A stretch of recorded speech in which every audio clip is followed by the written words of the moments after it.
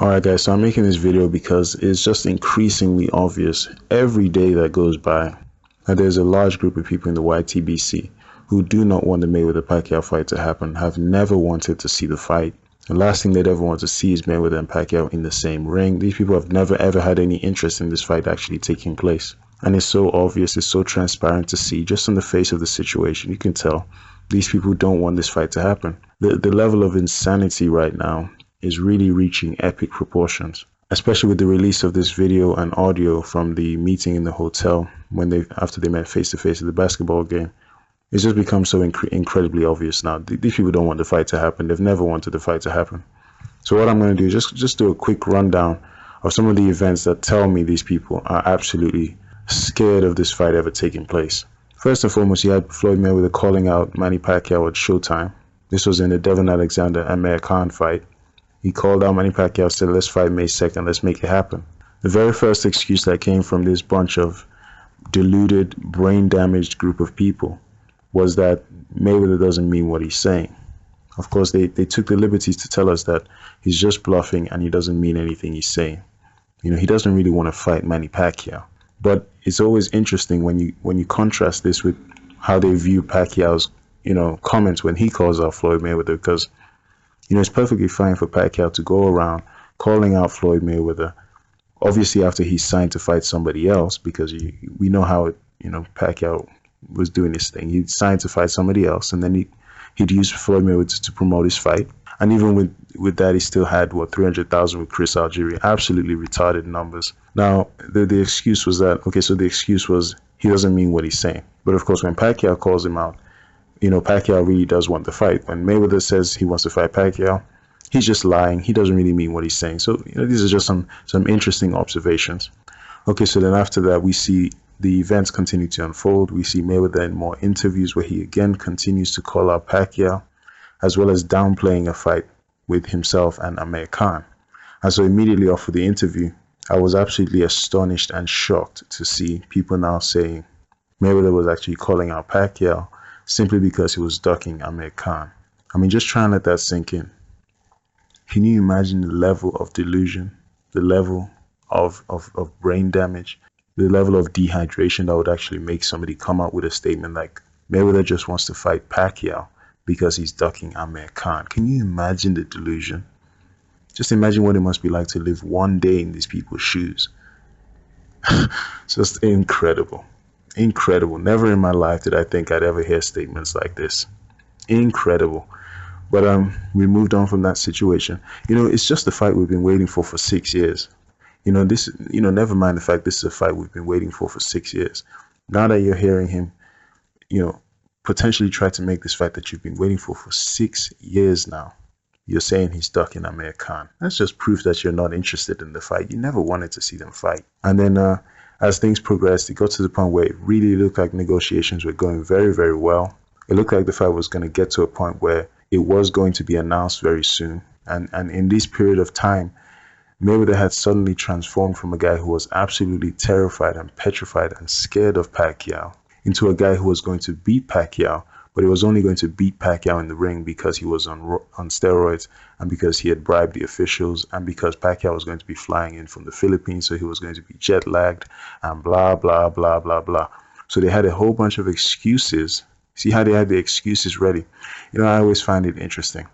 Mayweather can go from one day being a coward, being terrified, being scared of Pacquiao, to the very next day when it looked like the fight was about to happen. Oh, he was going to beat Pacquiao because Pacquiao was too old.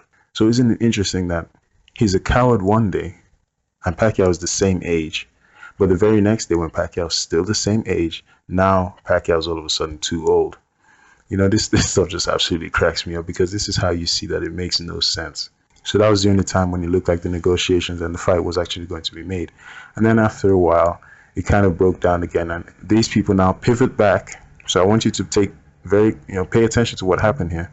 When the fight looked like it was going to happen, they pivot from saying Mayweather was scared of him to saying, oh, Mayweather was going to beat him, but the fight took too long to make and he waited for Manny Pacquiao to become too old. So the excuses was coming out. And of course, Pacquiao was going to be flying in from the Philippines, so he's going to be jet lagged and all the rest of this nonsense. But then as soon as the fight looked like it was breaking down again, what did they do? They pivot back to saying Mayweather was a coward. they pivot back to saying Mayweather was terrified of him and he was scared of him and he was never going to get in the ring with Pacquiao. So can you see how interesting this situation really is? They go from one moment saying he's going to beat Pacquiao to the next moment saying he's scared of Pacquiao. Then they go from one moment saying he's scared of Pacquiao to the next moment saying Pacquiao is too old. Just the same way before Floyd Mayweather actually faced Canelo Alvarez, they said, oh, Canelo Alvarez is going to beat Floyd Mayweather. Some of them said, oh, if Mayweather is actually able to beat Canelo, I'll finally give him the credit that he deserves. He beats Canelo, and all of a sudden, Canelo is too young. See, Canelo is too inexperienced now. But before the fight, Canelo was going to destroy Floyd Mayweather. So it's the same thing. Before the fight looked like it wasn't going to happen, Floyd Mayweather was petrified. When it looks like it's going to happen, Manny Pacquiao is too old. When it doesn't look like it's going to happen again, Mayweather goes back to being a coward. Very, very interesting group of people. So now we fast forward all the way up to the point where Mayweather and Pacquiao meet face to face. Guess who goes up to the other guy? So let's all try and remember that it was Floyd Mayweather who walked up to Manny Pacquiao and confronted Pacquiao in the basketball game, face to face, and told Pacquiao's camp to stop spreading lies in the media. This was Mayweather that walked up to Pacquiao. And it's funny because you had Skip Bayless on ESPN who refused to believe that Mayweather actually walked up to Pacquiao. He actually refused to acknowledge and to believe that Mayweather actually walked up to Manny Pacquiao. Can you begin to see the evidence of an incurable disease? Why do you think I say these people are absolutely suffering from an illness? So after he meets him in the basketball game, they exchange numbers, and then it is Mayweather who initiates the phone call to meet Pacquiao in the hotel room. As you're listening to this video, keep in mind, this is the activity of a man who is scared and terrified of Manny Pacquiao. But he's calling him up on the phone and meeting him in his hotel room. Can you imagine? And this is what he's doing when he's scared of Pacquiao. Imagine what he would be doing if he wasn't scared of Pacquiao. So now we have him in the same room with Manny Pacquiao. Keep in mind, he's terrified of this guy. He's absolutely scared of Pacquiao. But he's in the same room with Pacquiao. Pacquiao is the one who's looking very timid, looking very quiet, doesn't seem to have much to say. And Mayweather, of course, remains terrified. So here we have a guy who approached Pacquiao in the basketball game. So that's Mayweather approaching Pacquiao. Then he initiates the phone call, goes to the hotel room. And now we have this leaked video and audio where he's saying he wants to make the fight happen. But this is the same guy receiving racist comments, all the negative abuse, all the insults. He's a bitch, he's a coward, he's all sorts of names under the sun. But he's the only one who even looks like he's trying to make the fight. Everybody else doesn't seem to be doing much, but Mayweather, who's the one who seems to be active, he's the one with the racism, he's the one coming with the abuse. Okay, that's very, very cool. That's interesting. Keep in mind, before all of this happened, these guys were talking about how they signed the contract. I mean, remember Bob Arum saying to Floyd Mayweather to sign the contract. Michael Kons and Pacquiao saying Mayweather just needs to sign the contract. We didn't forget these guys were trying to lie to the media. But as soon as it blows up in their face when Steven Espinoza proved that there was no contract, and then Michael Kons himself agreed with Steven Espinoza that there was no contract, as soon as all that came out, notice how nobody's talking about any damn contract ever again. Nobody's talking anything about contracts in the media as soon as it came out that these guys were lying about the contracts. But no, these delusional fans give them a pass. They give them a pass for lying to the media, something they've been doing for 6 years. They give them a pass as usual, just like they gave Manny Pacquiao a pass for turning down a blood test. And so it's just the same way they were able to give Manny Pacquiao a pass for turning down a blood test, saying, I'm afraid of needles, but I have tattoos. So they were able to give him a pass for that. But of course, had Mayweather been the one to turn down the blood test, we'd have never heard the end of the story. But let's come right back up to speed. These guys were lying and were found to be lying about a contract, because even Michael Kons himself says the contract doesn't exist. So what did they expect Floyd Mayweather to sign? But don't worry about that. Let's just sweep that under the rug like it never happened.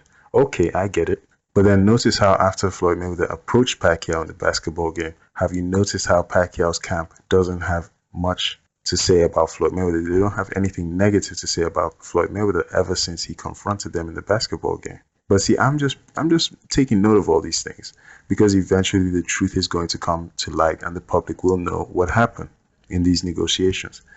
For me, I just find it incredibly funny how a guy can approach you in a basketball game, go into a hotel room, try and make the fight happen.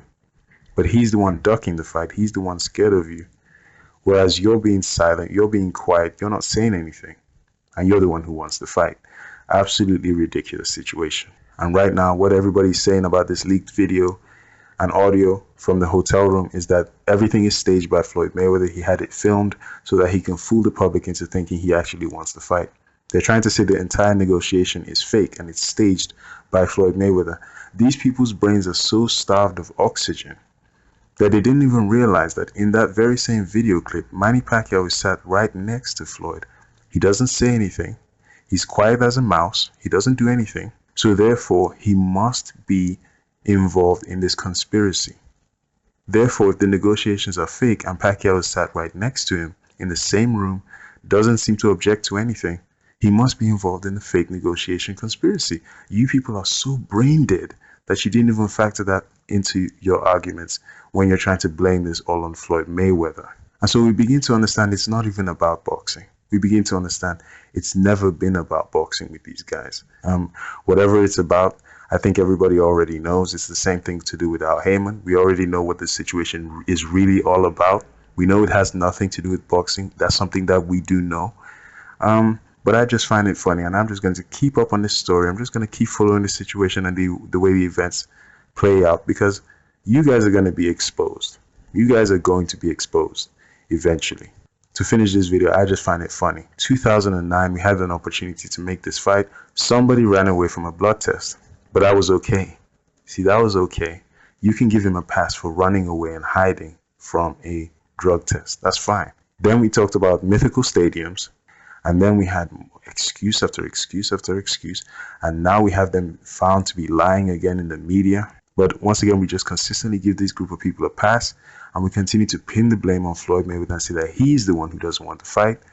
He confronts Manny Pacquiao, but he's still terrified. He goes to his hotel room with Pacquiao, but he's still terrified of Pacquiao. He can do no right to these people. Anything he does is just some kind of conspiracy to make himself look like he wants to fight. Pacquiao is sitting there quiet like a mouse, doesn't do anything, and supposedly he's the one who really wants to fight. Okay, we understand what's really going on. I just wanted to make this video because I can see quite clearly these people do not want this fight to happen. They've never wanted this fight to happen. They would be absolutely over the moon if he announced he was fighting Miguel Cotto on May 2nd. Because they know if come May 2nd he's in the ring with Manny Pacquiao, these people understand that their livelihood, their way of existence, the things that they've been doing on YouTube, all of it comes to an end. And they know this. This is why they don't want the fight to happen.